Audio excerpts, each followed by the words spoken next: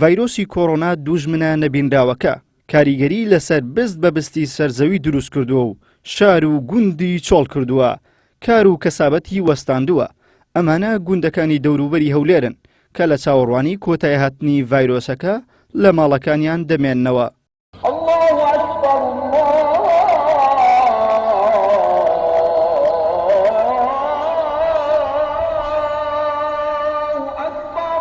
ڤایرۆسی کۆڕۆنا زیانێکی گەورەی بە گوندنشینان گەیاندووە، چون لە ئێستادا ناتوان بەرهەمەکانیان ڕەوانەی شارەکان بکەن و لە بازاڕەکاندا ساغیان بکەنەوە و ئێواران بەدەستی پڕەوە بگەڕێنەوە ماڵەکانیان. لە گوند و شار ئەوەی کە نەوەستاوە و ڕوو لە هەر ماڵێک دەنێت کە پێویستی پێبێت دەستگای خێرخوازی بەخشینە. 16 ڕۆژە بە بەردەوامی و بێوەستان لەو کاتەی کە هاوڵاتیان لە ماڵەکانیانون و ماونەتەوە و ستافەکەی دەستگای خێرخوازی بەخشین بۆ یەک ڕۆژیش نەوەستاون.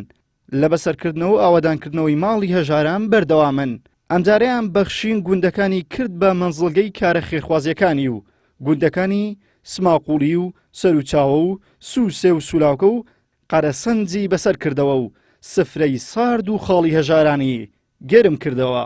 کابرا زەخیرەی نما شتەچی دەکەن نما معنای ئەوەیە چ ئامەشی بکاتت کەسابەتش نییە چ بکاتت معناوە ئەوە سیترێ نار بڕۆ ئەوە سیترێ نار بڕۆ دەبی خۆی لەسەر گوندیدا بژێری و ئەزا کابن مارە خزمەکی لێ شتەکی لێ دەرێ بدەناخۆ دەبی جاو گۆری هەمووی بخواتت. ئارێ وەڵڵا باش ماشەڵڵا زۆر چکی جوانە ئەو 15 ڕۆژە کەس ناتێرە عالم ئەرزاقی نییە. بەڕاستی زۆر پێویستە ئاگام لێ لە جێگای کشتان تەوزێ کردیا بەڕاستی نمونەیە لەخوای بەزیادبی خی گەورە پاداشتان داتەوە. شتێکی باشی دەبینم بە شتێکی خێری دەبینم خوا خێری گۆژ بنووسی خوا خێری ئەوەش بنووسی کە تەوزعیشی دەکاوە هەر خێرخوازێک بی لێی مەمنونم ئەوەی کە ئەوەی دەکاتن خوا خێری بنووسی خێرەی گەورەشە و پێویستیشە و عالەمی ئەو گوندەش فەقیرە بەخوای. بەخێر بێن سەر چاوان دەستخۆشیتان لێ دەکەین وەمە وەکو ڕێوبانمان لێ گیراوە لێ گوندی سووسێ بە هاچووی شاریمان نییە و ئێستا دەستخۆشیتان لێ دەکەین وەرکەوتانتان بەخشیە بۆ ئێمە و دەستان خۆشببی زۆر سپاسان دەکەین. وەکی ئەو بەخشیشتان دە هەموو گوندی وەکی ئێک فەرق جوایستان نەکردیا خوا خێرتان بنووسی خوا دایم بن خوا حافوتان کا خوایە ئەو خێرتان کردێ بەخوا هەموو لە مارەنخەتینە بەخوا هەموو لە مارانکەتینە و عالەمە. دەستگای خێرخوازی بەخشین بەڵێنی داوە تا هیممەتی خێرخوازان و دەوڵەمەندان بمێنێت ئەمانیش بۆ هاوکاریکردنی هاوڵاتیان دەمێنن. دەستگای خێرخوازی بەخشین کە ئەم کەمپینە ڕاگەیان بەڕاستی بە پاڵپشتی هەموو خێرخوازانە لە تاوای کوردستان خێرخوازان کۆمەک و یارمەتەکانیان دەگەێنن بە دەستگای خێرخوازی بەخشین. دەستگای خێرخوازی بەخشین ئامادەکاری دەکات و سەبەتەکان ئامادە دەکات و وەدابەشی دەکات و کۆڵان بە کۆڵان گەڕک بە گەڕک گوند بە گوند شار بە شار. بۆیە بەڕاستی ئەمە لێرەوە سوپاسی تاوای خێرخوازان دەکەین.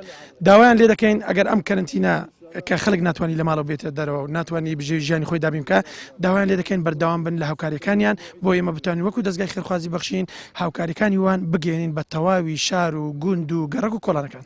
لە ئێستادا بەشێکی گوندەکان قەڵەباڵغیان پێوە دیارە بەو پێی بەشێک لە هاوڵاتیانی شارەکان لە مودەتی قەدەغی هاتوچۆدا ڕوویان لە گوندەکان کردووە، بەڵام درێژەکێشانی قەدەغی هاتوچۆ خەریکە تەنگیان پێ هەڵدەچنێت و بە تایبەت ئەو کەسانەی کە ژیانیان لەسەر کاری ڕۆژانەیە.